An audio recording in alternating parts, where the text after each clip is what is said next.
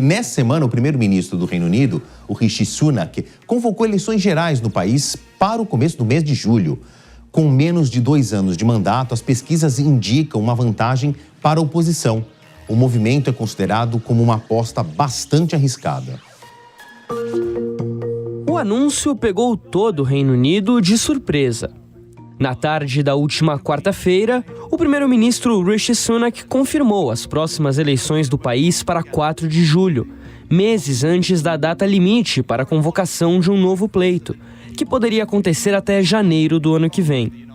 No discurso, o líder do Partido Conservador justificou a antecipação da disputa por conta dos índices econômicos considerados positivos pelo governo. Horas antes, a divulgação dos dados da inflação nos últimos 12 meses apresentou os melhores resultados em quase 3 anos, chegando a 2,3%. Considerada uma aposta ousada, a expectativa de Rishi Sunak é de que os números ajudem o partido na disputa eleitoral após anos de governos conturbados. Mas a convocação para as eleições parece ter agradado mais a oposição do que a base governista. Na avaliação de representantes do Partido Trabalhista, que tenta voltar ao poder pela primeira vez desde 2010, a campanha já está praticamente pronta. Líder da oposição, Keir Starmer aproveitou para dizer que o país merece mais e precisa desesperadamente de mudança. To make the change that this country so desperately needs. Entre os conservadores, conhecidos como Tories, o clima é de confusão. A expectativa inicial era de que Sunak convocasse as eleições para os meses de setembro ou outubro, quando os reflexos da melhora na economia poderiam ser mais visíveis para a população. O premier não quis esperar. Apesar da inflação estar em queda, o panorama geral não é favorável. A dívida britânica tem subido, o custo de vida aumentou e o PIB, que crescia em média 2,75% ao ano antes da pandemia, não deve superar os 0,7% em 2024, segundo dados do FMI. No campo político, Rishi Sunak também enfrenta batalhas delicadas. O parlamento deve travar discussões importantes sobre o aborto, a proibição da venda de cigarros para pessoas nascidas depois de 2009 e a redução de sentenças criminais, eliminando penas em regime fechado para condenados a até 12 meses de prisão. Todos esses assuntos, considerados como pautas-bomba que podem prejudicar a imagem de quem está no poder, vão acabar ficando para a próxima legislatura. O atual governo britânico ainda lida com a polêmica do projeto de expulsão de imigrantes ilegais para Ruanda, além do posicionamento envolvendo 2 conflitos internacionais. O primeiro entre Rússia e Ucrânia e o segundo entre Israel e Hamas, na faixa de Gaza. O clima de incerteza se reflete nas pesquisas. O último levantamento do grupo Opinion Research, divulgado no dia 18, mostra o Partido Trabalhista com 43% dos votos contra 25% dos conservadores. Já outros institutos apontam uma diferença de até 30 pontos percentuais entre as siglas. As eleições gerais de julho serão a terceira nos últimos 7 anos. Em 2017, Theresa May levou a melhor. 2 anos depois, com a promessa de confirmar o Brexit, Boris Johnson foi eleito. A promessa foi cumprida, mas o ex-prefeito de Londres deixou o cargo em 2022, depois de uma série de escândalos no governo. Liz Truss acabou assumindo e durou apenas 49 dias no comando, dando lugar a Rishi Sunak. Acusado por opositores de ser um premier ilegítimo, já que ele não foi eleito diretamente, Sunak sabe que o caminho de volta para o número 10 da Downing Street pode ser um verdadeiro labirinto sem saída. Política e economia são grandezas que andam de mãos dadas. São 2 hipóteses para um tempo tão curto de campanha estabelecido pelo primeiro-ministro Rishi Sunak. Ele quer aproveitar o que lhe resta de taxa de aprovação e, principalmente, evitar que uma piora da situação econômica enterre ainda mais a popularidade do Partido Conservador. Eu conversei com o presidente da sucursal de São Paulo da Câmara de Comércio Brasil-Reino Unido, o Márcio Zanetti.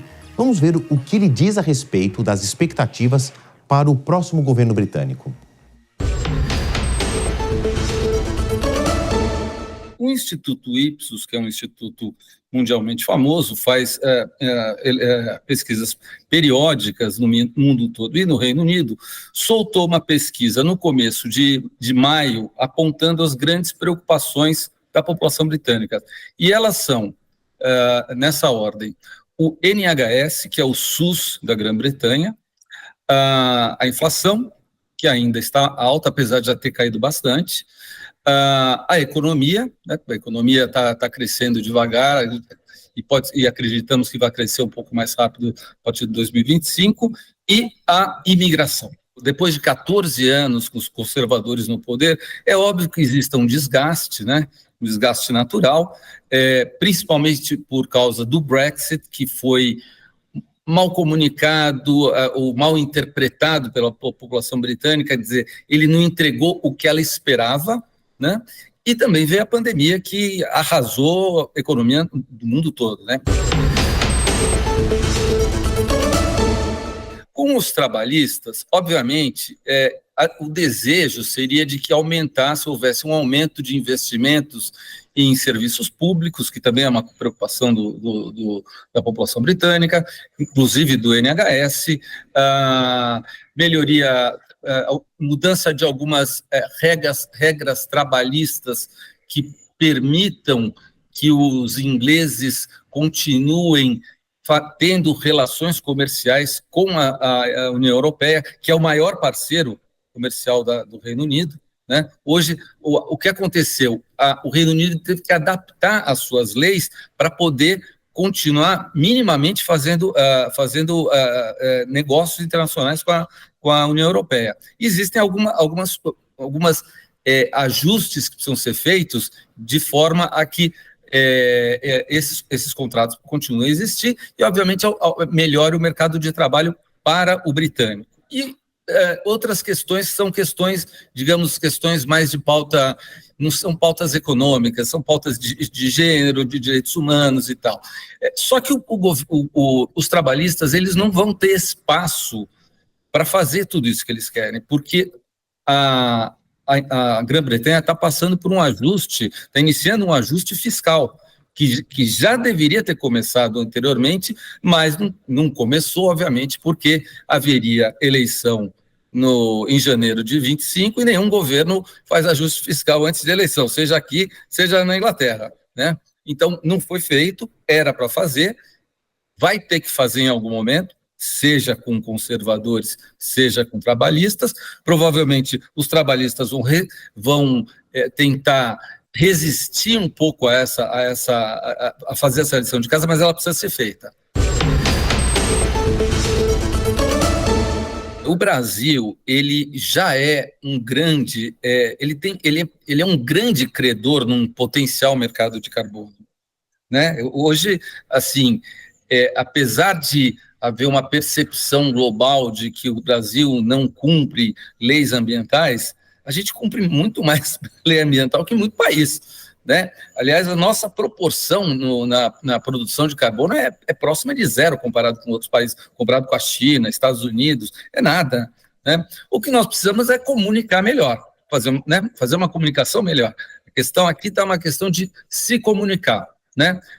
Essa eu acho que é o trabalho que deve vir a partir dos governos federal, estadual e municipais, não é uma coisa só do governo federal, é uma coisa dos três entes políticos, entidades políticas que tem aqui no Brasil, e obviamente capitaneado pelo Itamaraty. O Itamaraty é que é a nossa porta-voz, né? E o Itamaraty é um corpo profissional de excelente qualidade.